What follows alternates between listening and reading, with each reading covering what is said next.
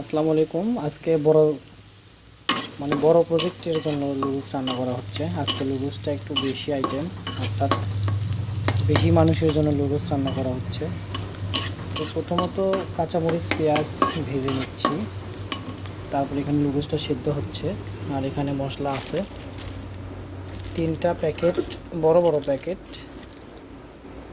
এই যে 3টা প্যাকেটের লুডুস একসাথে 2টা চুলে রান্না হচ্ছে। সময় যেহেতু সময় কম থাকার কারণে এই যে লুডুসটা বলক উঠে যাচ্ছে। বলক উঠে গেলে লুডুসটা অর্থাৎ সিদ্ধ হয়ে যায়। এতে সিদ্ধ হয়ে যাচ্ছে, দেখেন কীরকম। লুডুসটা সিদ্ধ হয়ে গেলে দেখেন কেমনটা লাগে, সেই। এই যে ডিমটা ফাটাবো একটু পরেই।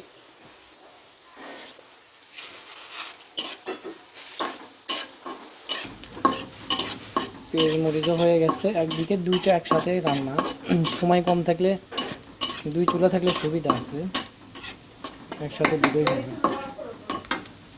তো এখন এটা সিদ্ধ শেষ, এখন এটা অফ করে দিলাম।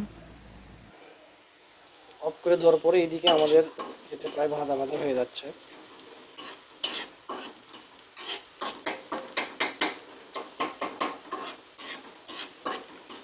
তো এইভাবে আপনারা বাসায় চটবট লুডুস রান্না করতে পারবেন। চটবট লুডুস রান্না, যারা লুডুস খেতে পছন্দ করেন দেখবেন একবেলা ভাত খাবে না, কিন্তু লুডুস খাবে।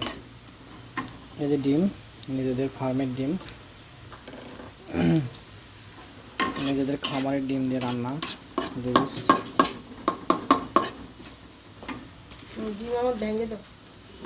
এখন ডিমটা একটু এখানে সেকেন্ড,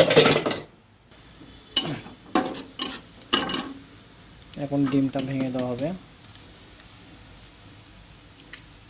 আসলে ডিমটা আমি ভাঙতে চাচ্ছিলাম, কিন্তু মোবাইলটা আমার হাতে, ভিডিও করা লাগতেছে, সো আমি সেই জন্য ভাঙতে পারলাম না।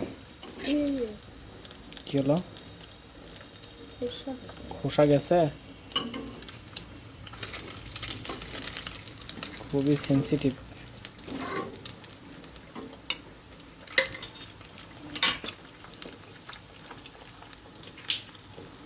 ডিম ভাজতে গেলে এটা একটা প্রবলেম, খোসাটা খুবই সাবধান।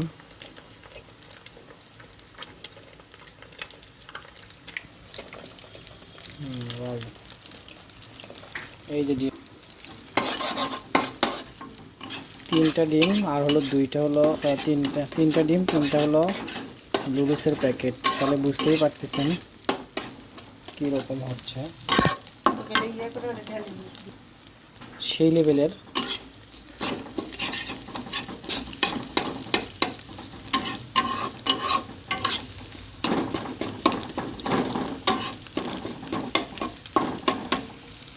লুডুস প্রায় রান্না করা শেষ, কারণ এখানে দুইটা মশলা দিছি।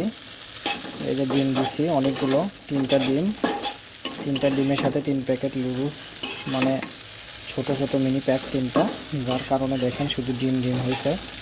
এটা খাইতে কিন্তু খুবই টেস্ট লাগবে। এর সাথে অনেকে মটরশুঁটি দেন, গাজর দেন, আলু দেন, মানে সবজি দেন, অনেকে অনেক রকম কিছু দিয়ে খেতে পারেন। ওগুলো দিলে একটু বেশি হয়। তার কারণ হলো, তো যারা লুডুস প্রেমী আছে তারা অবশ্যই লাইক, শেয়ার, কমেন্ট করবেন, আশা করা যাচ্ছে। এটা খুবই ভালো। দেখেন আমি কালার চলে আসতেছে, দেখেন